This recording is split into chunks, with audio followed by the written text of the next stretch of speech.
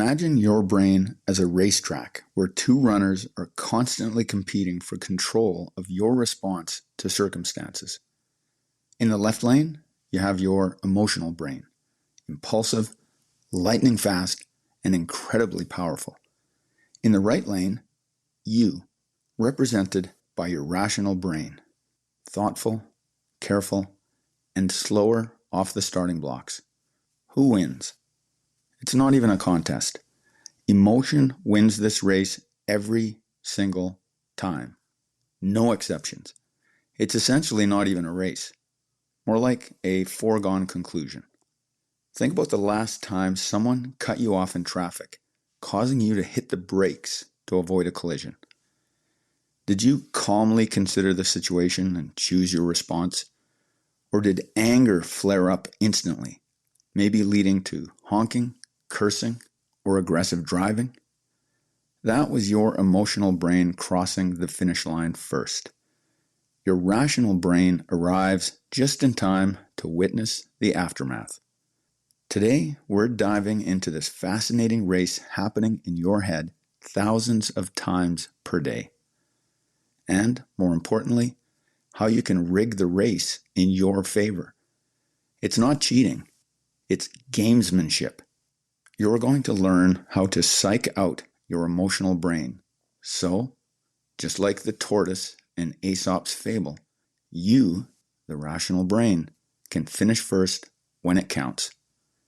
Hey there, it's me, Core, and you're listening to Exercising Self-Control, from fitness to flourishing. The race I just described isn't just a metaphor. It's backed by neuroscience research. What I'm describing aligns with Daniel Kahneman's groundbreaking work on thinking fast and slow, where he demonstrated that our quick, automatic responses, what he called System 1, typically override our slower, deliberative thinking, what he called System 2. The emotional processing centers in our brain, particularly the amygdala, can trigger responses in milliseconds.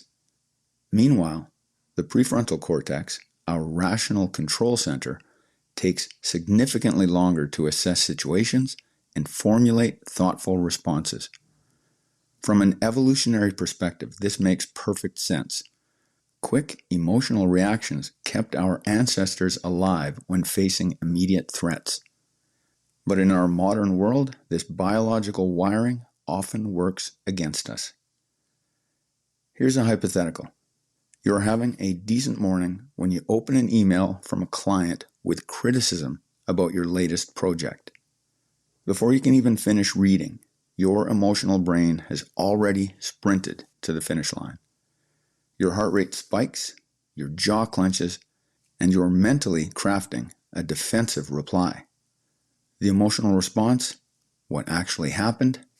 You immediately fire back a lengthy email defending your work, questioning your client's understanding of the project, and copying other clients' testimonials to validate your position. You hit send, feeling vindicated. The rational response, what you wish had happened, you take a breath, reread the feedback objectively, identify valid points, schedule a face-to-face conversation, and respond professionally with a plan to address concerns. The difference between these two responses could be the difference between strengthening your professional relationship and losing a client. Here's where it gets interesting and encouraging. While you can't slow down your emotional brain or speed up your rational brain, you can set up the race in your favor through what I call preconditioning. Now we're getting into how to, in quotes, psych out your opponent. This concept draws from Dr. Steve Peters' model in The Chimp Paradox, where he describes three parts of the brain. The human, that's the rational, the chimp, that's the emotional, and the computer, and that's stored responses.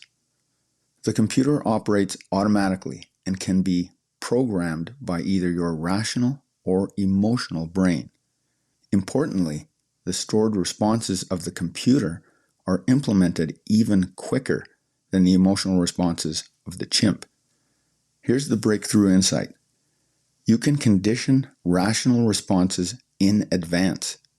So when triggering circumstances occur, your preconditioned rational response gets there first. Here's something you can start using today. I call this the RISE framework. R stands for recognize your triggers. Identify 1 to 3 circumstances that consistently trigger emotional responses. Some examples: criticism, being interrupted, feeling excluded, technical problems, running late, driving to work. Write them down specifically, not just when people are rude or when things go wrong. I stands for imagine your preferred response. For each trigger, think carefully about how you prefer to respond. Be specific. For example, when receiving criticism, then I pause before speaking, thank the person for their feedback, and ask one clarifying question before responding. What I've just described is an intention statement. Check out Bridging the Gap Between Intention and Action, Part 1 of 2, for the details of how to write these effectively. S stands for see yourself in action. Spend 1 to 2 minutes daily mentally rehearsing these scenarios. Experience the trigger occurring mentally and yourself executing your preferred response. Feel the satisfaction of handling it well.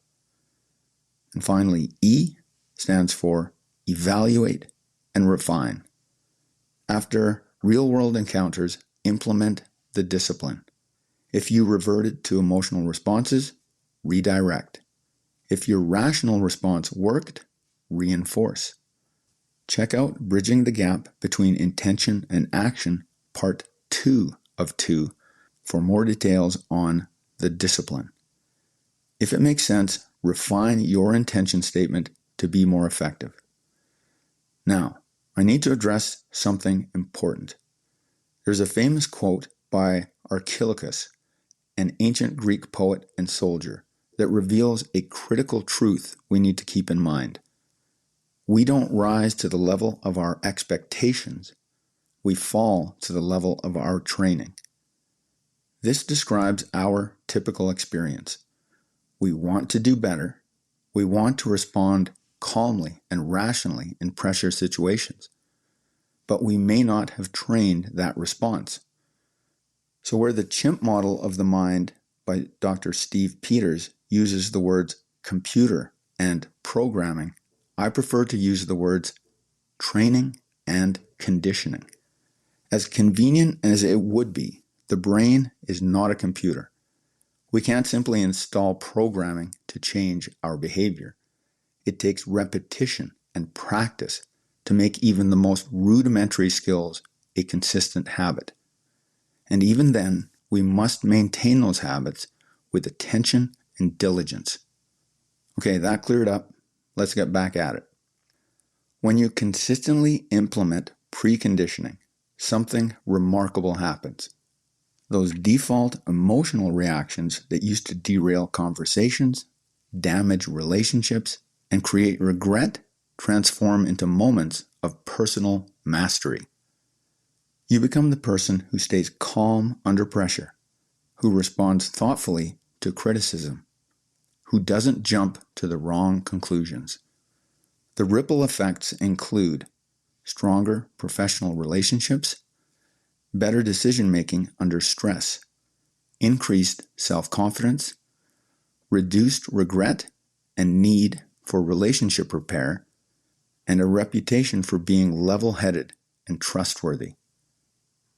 Your challenge this week: choose one recurring trigger circumstance from your life.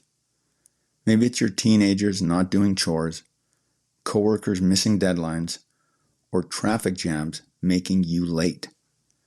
Spend some time imagining your preferred response. Then, for the next 7 days, visualize yourself enacting the response skillfully. When the situation inevitably occurs, you'll have given your rational brain a better race strategy to cross the finish line first. Please note, you're not trying to eliminate emotions.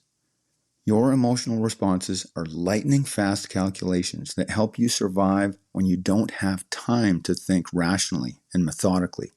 What you're doing is training yourself to be more effective in those circumstances in which you can imagine a better response. The races never end, but now you know how to train for a more satisfying finish. That's it for today. Catch you next time.